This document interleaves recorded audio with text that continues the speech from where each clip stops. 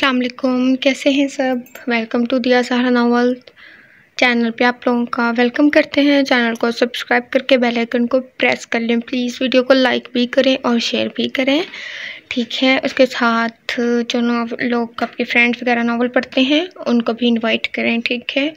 Novel की एक और एपिसोड जैसे कि हम दे रहे हैं, हमने कहा था नावल मिस्टर पॉजेसिव लव्स के एपिसोड 11 को रीड आउट करेंगे और एपिसोड डेली आएगी। ये हम पूरी कोशिश करेंगे कि पता नहीं करते क्योंकि हमें याद भूल जाता है। ज़्यादा कुछ इशू नहीं है, वैसे एपिसोड तो दे देती है हमें दिया, लेकिन याद भूल जाता है हमें रिकॉर्डिंग करने का, क्योंकि हम अपने चैनल पे भी वीडियो डालते हैं इस वजह से, ठीक है। एपिसोड को हम रीड आउट करते हैं। आई होप कि आपको एपिसोड पसंद आए।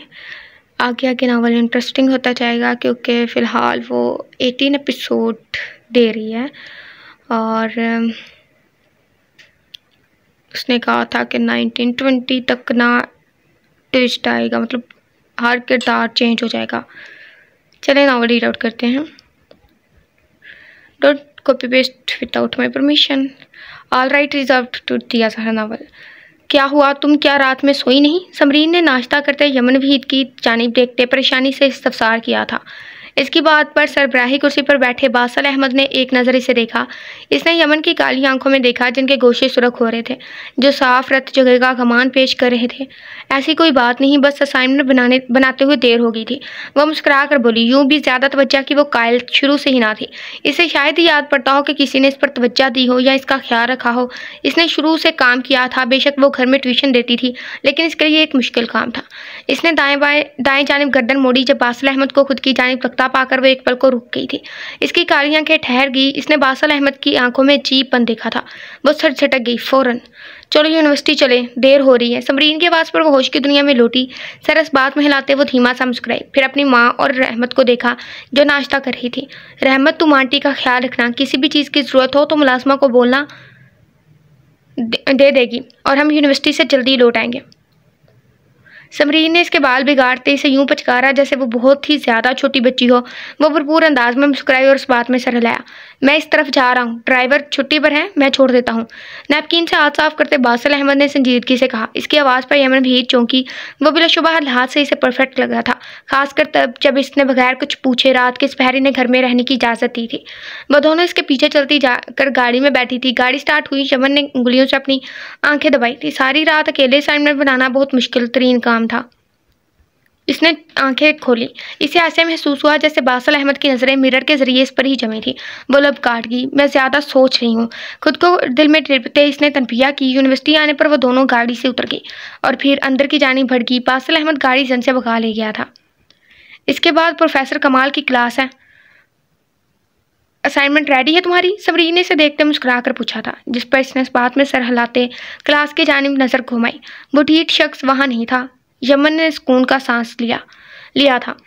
वो हरगिज़ असाइनमेंट पर इसका नाम नहीं लिखने वाली थी, कभी नहीं। इसने दिल में पुख्ता इरादा किया था, आओ कुछ खा कर आते हैं, भूख लगी है मुझे पढ़ पढ़ कर। समरीन दांत निकालते बोली, जिस पर यमन ने इसे घूरते नफ़ी में सर हिलाया। समरीन इसके नाना करने के बावजूद इसे घसीट कर अपने साथ ही ले गई थी। पूछना तो नहीं था मैंने, लेकिन अगर तुम चाहो तो बता सकती हो, तुम्हारे साथ कुछ हुआ है क्या? कैंटीन में बैठे समरीन ने इसे देखते कोक की बोतल मुंह को लगाते कहा। यमन का चेहरा एकदम सुर्ख हुआ था। जाज़ब कमाल को सोचते ही इसने बुरी तरह दांत खचकाए, जैसे दांतों के दरमियान जाज़ब कमाल की गर्दन हो। हाँ, तुम्हारे इस होट लड़के ने मेरी ज़िंदगी में आग लगाई, बस इतना ही। टेबल पर हाथ रखते वो सख्त लहजे में बोली। इसकी बात पर समरीन को उच्छू लगा था। इसने विचार की भरी नज़रों से यमन वहीद को देखा। क्या जाज़ब कमाल ने? वो फौरन से पहचान की थी। यमन ने गुस्से से इसे घूरा तो वो आंखें मीच गई, जिस पर यमन वहीद ने नफ़ी में सर हिलाया। क्या वाकई इसके अलावा वो उखड़ मिजाज लड़का सबको पसंद था? ऐसा क्या था उसमें? हद से ज़्यादा खुदगर्ज इंसान था वो। इसने मुंह बिगाड़ा। वो बेजारी से उठी और कैंटीन से बाहर निकल गई। समरीन इसके पीछे भागी। वैसे भी प्रोफेसर कमाल की क्लास शुरू हो गई थी। वो तेज़ी से चलने लगी। वो लेट नहीं होना चाहती थी, कम से कम आज के दिन तो नहीं। प्रोफेसर, क्या मैं अंदर आ जाऊं? क्लास के दरवाजे पर खड़े इसने नजरें झुकाए फूलती सांसों को काबू करते पूछा था। समरीन भी इसके साथ आ खड़ी हुई। यमन ने नजरें टेढ़ी करते से गुस्से से घूरा। टाइम का अंदाजा है आपको मिस यमन वहीद? वक्त कितना कीमती है, और आज अगर आप क्लास में हाजिर ना हुई तो आपके फाइनल्स पर असर पड़ेगा। ये लास्ट वार्निंग है। प्रोफेसर ने संजीदगी से इसे देखते कहा और फिर इशारे से अंदर आने को कहा था। वह खामोशी से चलती हुई चलती अंदर आई। समरीन इसके पीछे थी। जब इसने क्लास में गैर मामूली हलचल महसूस की, इसने बेजारी से नजर उठाकर पीछे देखा। वो बड़े रौब से फर्स्ट रो में बैठा था। यमन वहीद शायद अब वो इसकी मौजूदगी पहचानने लगी थी। जाज़िब कमाल ने नजर एकदम फेरी थी कि इसे एक कदम ऐसा करने पर वो 2 कदम पीछे हुई। इसके माथे पर पसीने के कतरे चमके थे, जिस पर वो सर पीछे ढकाए आहिस्ता से तंसिया हंसा। यमन वहीद ने देखा, इसका अंदाज पुरकशिश था, बिल्कुल ऐसा जैसा हम एक मुकम्मल और जाज़बे नजर मंजर को देख रहे हों। वो माथे पर तेवड़ी चढ़ाए अपनी सीट पर बैठी थी। प्रोफेसर ने लेक्चर शुरू किया था। वह ध्यान से सुन रही थी और फिर असाइनमेंट जमा करवाने का वक्त हुआ था। वो सबसे पहले खड़ा हुआ था और जाकर असाइनमेंट जमा करवाई। यमन ने अपना बैग चेक किया। वहाँ इसकी असाइनमेंट नहीं थी। सारे स्टूडेंट्स असाइनमेंट जमा करवा चुके थे। घबराहट से इसकी हथेलियाँ पसीने से भीग गई थी। खौफ के तासरात चेहरे पर थे। ये इसकी लास्ट वार्निंग थी और अब अगर वो असाइनमेंट जमा ना करवा पाई तो इसे अच्छे मार्क ना मिलते और फिर वो तो बर्बाद हो जाती। एक छोटी सी असाइनमेंट इसके लिए बेहद ज़रूरी थी। मिस यमन वहीद, क्या आप अपनी असाइनमेंट अलग जमा करवाएंगी? प्रोफेसर कमाल ने हाथ बांधे इसे देखा। बल्ब काटते खड़ी हुई थी। इसने प्रोफेसर को देखा। प्रोफेसर, मेरी असाइनमेंट नहीं मिल रही। इनकी तरफ देखते वो पलके छपकाते बोली थी। वो आंसू रोक रही थी। इसके हाथ हल्के हल्के कांप रहे थे। प्रोफेसर ने माथे पर बल डाले इसे देखा। यह शायद घूरा। एक ब्राइट स्टूडेंट होकर आप ये कैसा बेतुका जवाब पेश कर रही हैं मिस यमन? पहले आपने जाज़िब कमाल के साथ असाइनमेंट करने से मना किया और अब आप इसे अकेले नहीं कर पाई। और वो कुछ कहते कहते रुके। शायद वो इस रात का हवाला देने वाले थे। फिर क्लास को मुतवज्जा पाकर वो रुक गए थे। यमन ने शदीद शर्मिंदगी से क्लास को देखा और फिर समरीन को, जो परेशानी से इसे देख रही थी। सर, मैं बैग में रखकर क्लास से बाहर गई थी और अब मुझे मिल नहीं रही। यकीनन, वह कहते कहते रुक गई। बजा वो शख्स था जो काली आंखों में चमक लिए इसे देख रहा था। कुछ तो था जाज़िब कमाल की आंखों में, शायद बर्बादी। वो कई लम्हे इसे देखती रही। क्या कोई इस हद तक गिर सकता है?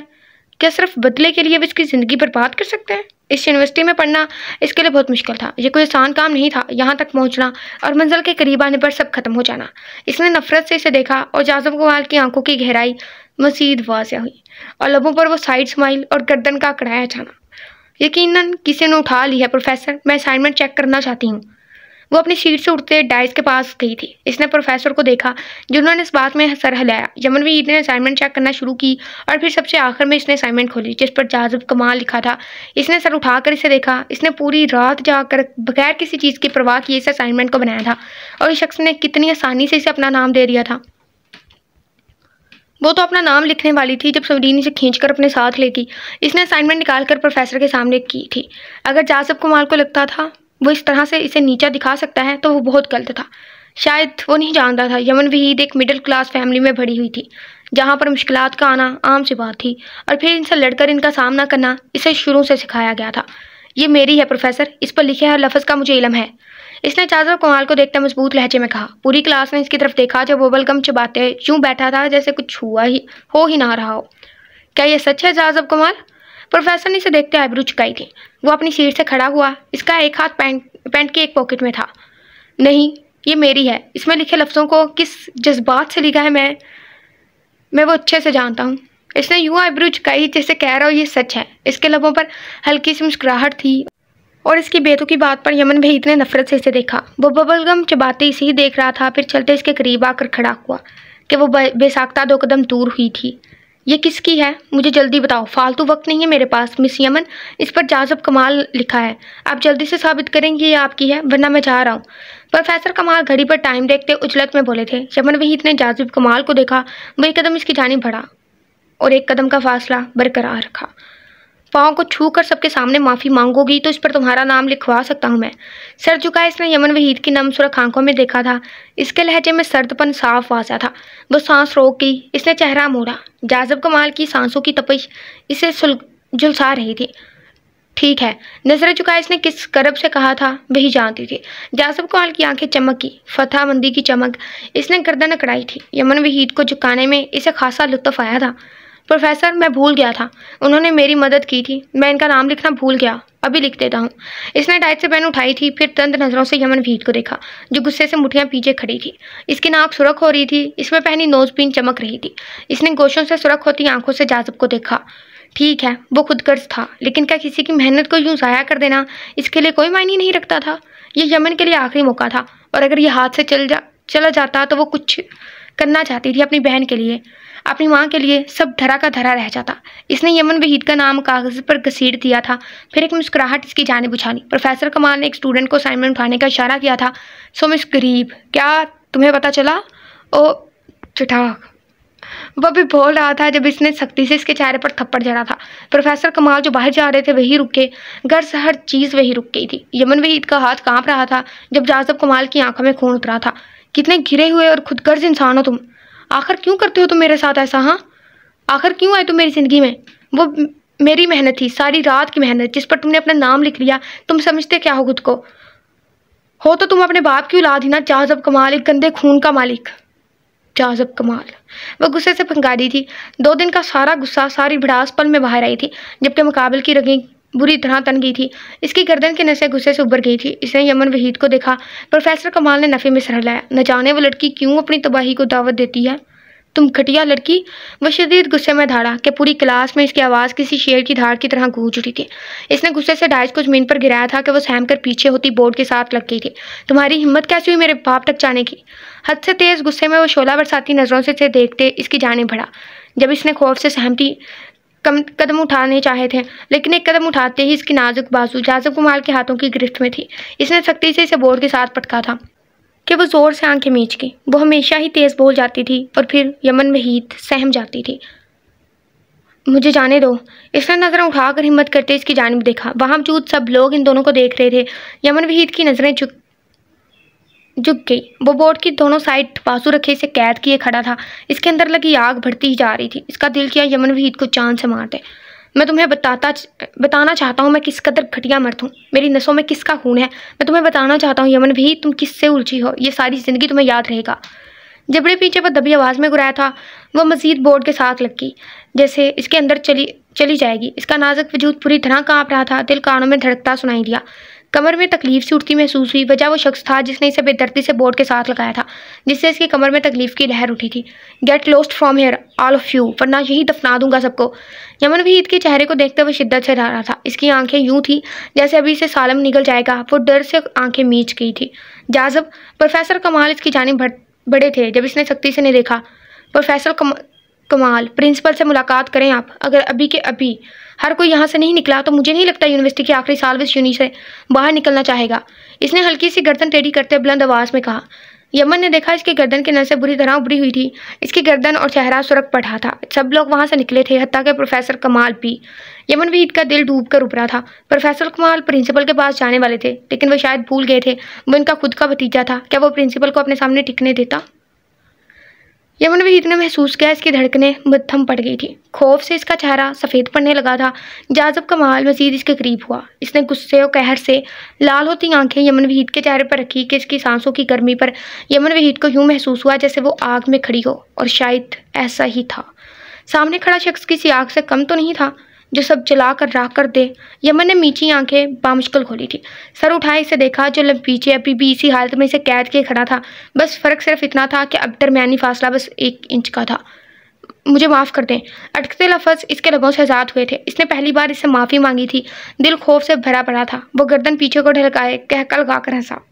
यमन वहीद का चेहरा लट्ठे की माने सफ़ेद पड़ गया। वो खुद कर्ज इंसान अजीब था, बहुत अजीब।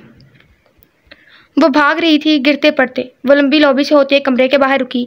इसने देखा वो होटल जहाँ हू का आलम था अब वहाँ शोर की आवाज़ें गूंजने लगी थी। वहाँ कई लोग सीढ़ियाँ चढ़ते ऊपर की जानिब आ रहे थे जब वो नीचे की जानिब भागी थी। इन लोगों में इस काली आंखों वाली शहजादी ने इस आदमी को भी देखा था जिससे यहाँ भेजने का जिम्मेदार था। वो वापस ऊपर की जानिब भागी थी। वो बच रही थी किन से? इंसानों से। कैसी अजीब बात थी ना, वो इंसानों से छुप रही थी। कमरे की नौ पर हाथ रखते ही दरवाज़ा झट से खुला। वो लड़खड़ा कर अंदर गिरी थी। इसकी ढीली टी शर्ट कंधों से फटी हुई थी। पैंट टखनों से ऊपर थी जहाँ इस पर नाखूनों के निशान बहुत थे और यही हाल गर्दन का भी। चेहरे पर होंठ के करीब खून जमा हुआ था। बिखरे बाल। वो कहीं से भी बर्फ़ की शहजादी तो मालूम नहीं हो रही थी। अचानक किसी के सामने आ जाने पर वो खौफ से ज़मीन पर पड़े ही पीछे को खिसकी थी।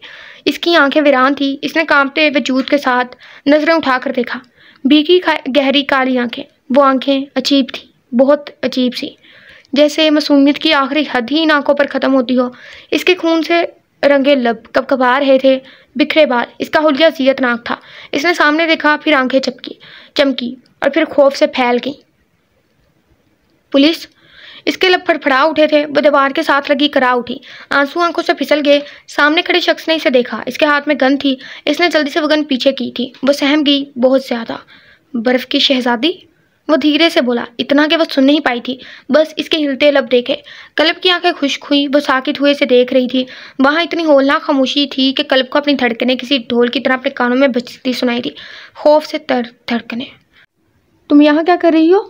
वो इसकी जानिब बढ़ा था। वो डर कर पीछे हुई। असीर आलम ने देखा वो इससे आज खौफजदा है। फिर इसने एक नज़र इसके हुलिये पर डाली थी। असीर आलम के बड़े कदम थम गए। बस एक नज़र वो नज़रें फेर गया। वो उल्टे कदम पीछे गया। गुस्से से सुर्ख पड़ते चेहरे समेत इसने बेडशीट खींचकर इसके वजूद पर गिरा दी थी। आंखें इस हद तक सुर्ख हुई कि कल्ब को इससे खौफ महसूस हुआ। कैसे पहुंची तुम यहाँ? क्या कर रही हो इस वक्त तुम यहाँ? इसके सामने खड़े वो सख्त लहजे में बोलता है। इसे मजीद सहमा गया था। इसने सर उठाकर मासूमियत से देखा। वो रो नहीं रही थी, लेकिन इसकी आंखें, हाँ, क्या वो आंखें काफ़ी नहीं थी अज़ियत को बयान करने को? वो तो यहाँ किसी काम से आया था। इसकी टीम मुख्तलिफ कमरों में छुपी हुई थी। इसे खबर मिली थी यहाँ की डील के बारे में। वो खास असील एडम को खुद पकड़ना चाहता था, क्योंकि असील एडम ने इसे 2 बार शिकस्त दी थी और अब इसे पकड़ना असीर आलम का पहला मकसद था। इसने कल्ब को घर छोड़ा था और तब भी वो वहाँ से निकल गया था अलबटा के लिए, लेकिन वो काली आंखें, वो इन आंखों को अभी तक नहीं भूला था और शायद ज़िंदगी भर ना भूलता। असीर आलम वो कभी एक चीज़ को जहन पर सवार नहीं करता था, लेकिन वाहद और आखिरी चीज़ थी वो थी जो इसके जहन पर पूरे 10 घंटे सवार थी, और वो थी वो काली आंखें। वो हमें मार देंगे, आगे बेच देंगे, वो अटकते हुए बोली थी, दर्द से पुर लहजा। खौफ से कांपता वजूद वो मजीद दीवार के साथ लग गई थी। इसने मुकाबिल को नहीं देखा। शायद यही इसके लिए ठीक था, क्योंकि मुकाबिल की आंखें ये सुनते ही शोले बरसा रही थी। इसे नहीं पता था वो इसकी वजह से इतना गुस्सा क्यों कर रहा है। वह ऐसा नहीं था, बिल्कुल नहीं। असीर आलम और लड़कियों की वजह से जंग छेड़ दे, नामुमकिन। लेकिन अब इसका दिल कर रहा था इस होटल को आग लगा दे। किस जानवर ने किया ऐसा तुम्हारे साथ? 2 जानों बैठते इसने शदीद गुस्से के तहत मुठ्ठियाँ पींचते इसके लहजे में धार थी कि कल्ब कानों पर हाथ जमाया पीछे को खिसक गई। इसकी दरिश्तगी भरी आवाज़ कमरे में गूंज गई थी। इसने कल्ब को देखा जो खौफ से कांप रही थी। इस बर्फ की शहजादी ने सुर्ख काली आंखें इसके चेहरे पर जमाई। असीर आलम ने देखा इसके हाथ कब कांप रहे थे। इसने फिर इन काली आंखों में देखा। जानवर ने नहीं किया, वो इंसान थे। वो दर्द करते होंठों समेत बोली। इसने मुकाबिल के जुमले की तस्सीह की थी। वो साकित हो गया था कुछ पल, फिर मजीद चंद पल, 5 मिनट। वो इसे देख रहा था। इसे लगा वो मजाक कर रही है। वो कुछ नहीं बोल पाया। इसे लड़की ने क्या कहा था? जानवर ने नहीं किया, वो इंसान थे। मासूमियत से बोला गया जुमला, दिल चीर देने वाले चंद अल्फाज, सुनकर देने वाले अल्फाज, सनाटों की नज़र कर देने वाले जुमले। इसने ज़ोर से आंखें मीच ली थी। इसका दिमाग बुरी तरह तप रहा था। ये इसकी दूसरी मुलाकात थी इससे। आगे बढ़ते इसका हाथ जकड़ा था। बेडशीट अच्छे से इसके गिर्द फैला थी।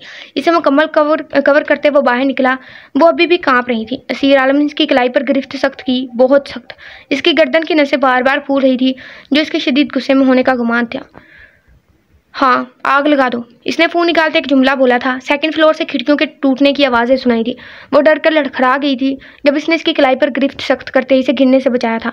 वो बस इसके साथ चल रही थी। इसने इसे एक बार पहले भी घर पहुंचाया था और अब भी यहाँ से निकाल कर लेकर जा रहा था। वो दोनों हमेशा बुरे हालात में मिलते थे, लेकिन इस बार इस शख्स ने ना पहली बार इसका फ़ायदा उठाया था और ना दूसरी बार। हत्ता कि इसके मजबूत हाथ में जकड़ी इसकी कलाई पर भी कपड़ा पड़ा था। इसने इसके वजूद को छुआ तक नहीं था। इसके हुक्म पर सारे ऑफिसर्स जो कमरों में छुपे थे खिड़कियों के जरिए होटल से बाहर आए थे। वो इसीलिए पीछे के दरवाजे से बाहर आए। ये इसकी तीसरी शिकस्त थी जो सील एडम से इसे मिली थी, लेकिन पहली बार था कि इसे इसका अफसोस नहीं था। इसने कल्ब को कदरे दूर खड़ा किया था बर्फ पर और फिर मोबाइल देखा। इसने सिगरेट सुलगाई, 2 कश भरे, धुआं हवा में छोड़ा, कलाई पर बंधी घड़ी देखी, फिर आगे बढ़ा। होटल हॉल में पहुंचा जहां मुख्तलिफ आदमी इधर उधर फैले हुए थे। शायद यहाँ 2 मुख्तलिफ पार्टियों के लोग एक दूसरे को मारने वाले थे। इसने हाल में सिगरेट का तीसरा कश भरा और सिगरेट नीचे फेंक दी थी। अचानक, बहुत अचानक, वहाँ आग चली थी, ऐसे जैसे एक लकीर खींची गई हो जो सीधा होटल के किचन की जानिब जा रही थी। वो भारी कदम उठाता वहाँ से बाहर निकल गया। इसकी आंखें अब पुरसुकून थी। इसने दूर से कल्ब को देखा जो सर झुकाए वहीं खड़ी थी जहाँ वो छोड़ गया था। असीर आलम एक पुलिस ऑफिसर। इसने बिना ऊपर से ऑर्डर किए, बगैर किसी जवाब के इस होटल को जला दिया था। इसने कल्ब को गाड़ी में बिठाते टीम को जाने को बोला। वो गाड़ी में बिठाकर होटल में बहुत तेज़ आग भड़कती हर तरफ फैली थी। गाड़ी में बैठा सोई। इसकी आंखें सर्द हुई थी, बेसाख था। इसने बराबर सीट पर बैठी कल्ब को देखा, फिर पीछे चलते होटल को। क्या वो बिला जवाब था? असीर आलम, वो एक लड़की के लिए पूरे होटल को जला कर आ गया था। वो लड़की जिससे आज इसकी दूसरी मुलाकात हुई थी, वो इसके लिए ये सब जलकर राख कर आया था। क्यों?